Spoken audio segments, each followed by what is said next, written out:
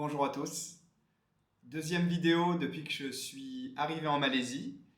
Aujourd'hui, je me prête à un exercice un petit peu plus difficile puisque je vais essayer de rentrer un peu plus dans le détail ethnique, religieux, gastronomique, historique et civilisationnel, mots un petit peu pompeux pour décrire une réalité un peu plus simple, mais tout de même assez intéressante. Pourquoi difficile? Puisqu'il y a des éléments historiques. Je ne vous relate pas mon expérience personnelle.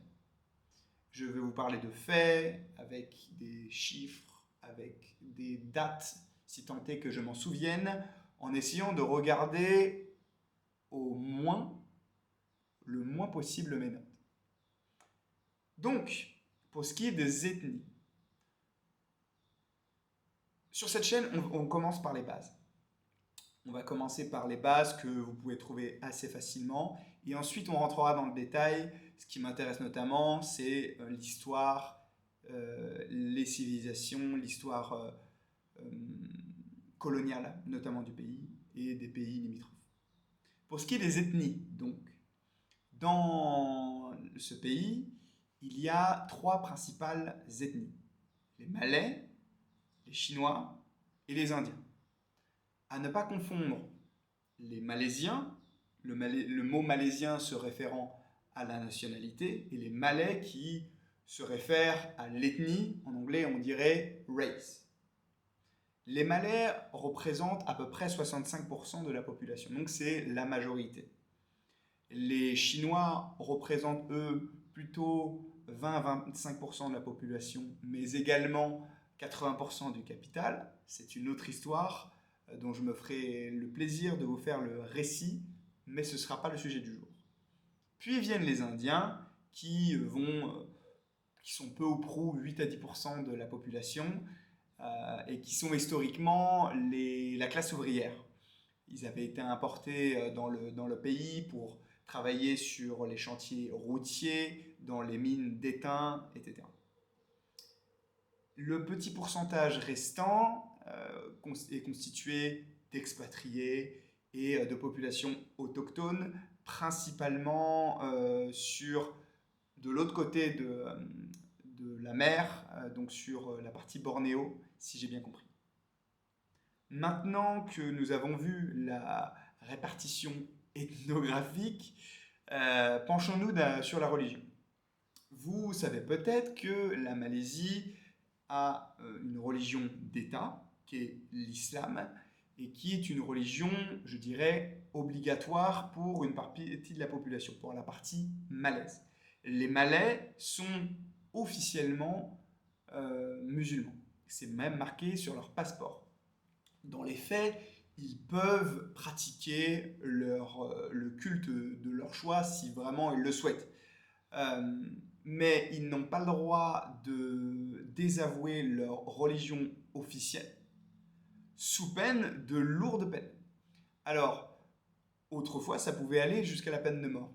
La peine de mort est toujours dans les textes de loi, mais dans la jurisprudence l'a éliminée depuis quelques années déjà, mais c'est assez récent. Les Chinois sont en majorité bouddhistes. Donc, quand on pense bouddhisme, on pense aux petits singes qui se cachent, qui écoutent, qui représentent les péchés dont il faut essayer de se départir. Parenthèse fermée. Les Indiens, quant à eux, sont principalement hindouistes. Donc, ils ont beaucoup de lieux de culte, notamment un important qui est les grottes de Batu, Batu Cave en anglais, qui est l'un des lieux hindouistes les plus importants en dehors de l'Inde. Il y en a quelques-uns, un pourcentage certain d'entre eux qui sont également musulmans. Ces derniers tiennent des restaurants assez exquis par ailleurs. Transition toute trouvée pour vous parler de la gastronomie. Alors je ne vais pas m'étendre sur ce sujet-là, pourtant il y a des choses à dire. D'autres le feront beaucoup mieux que moi. arriveront à l'esthétiser bien mieux que moi. Donc, je leur laisse cette part du gâteau.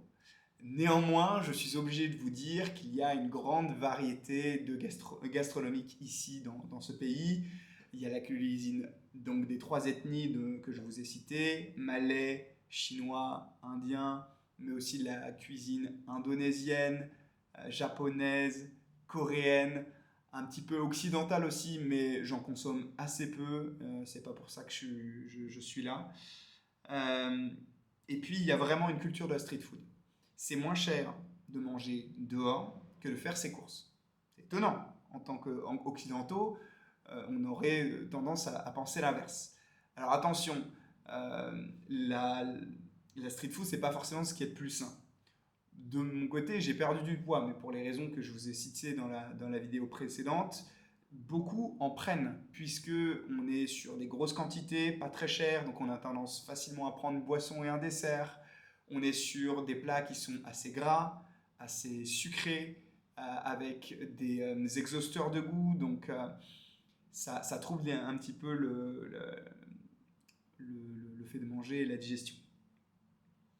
Très épicé également, si vous voulez venir vivre ici, préparez vos papilles. Je voudrais terminer sur la partie histoire et civilisation. C'est ce qui m'intéresse le plus, de vous narrer. C'est très complexe, mais c'est vraiment passionnant. L'islam importé par les marchands indiens et ottomans au XVe siècle, les premières colonisations portugaises, puis viendront les Hollandais, les Dutch, et enfin les Anglais. On a même eu une occupation, par exemple, pendant la Seconde Guerre mondiale des Japonais, qui était particulièrement véhément vis-à-vis des Malaisiens chinois, et beaucoup moins vis-à-vis des Malais, et qui les ont littéralement massacrés. Alors c'est terrible, c'est tragique, mais c'est l'histoire, et donc passionnant. Cette histoire est très intimement intriquée à celle de l'Europe, et principalement de celle des pays que je vous ai cités. Donc beaucoup de contenu potentiel à vous faire à ce sujet-là. Donc je vous dis merci pour votre écoute, au revoir, et à bientôt pour de nouvelles aventures asiatiques. Ciao.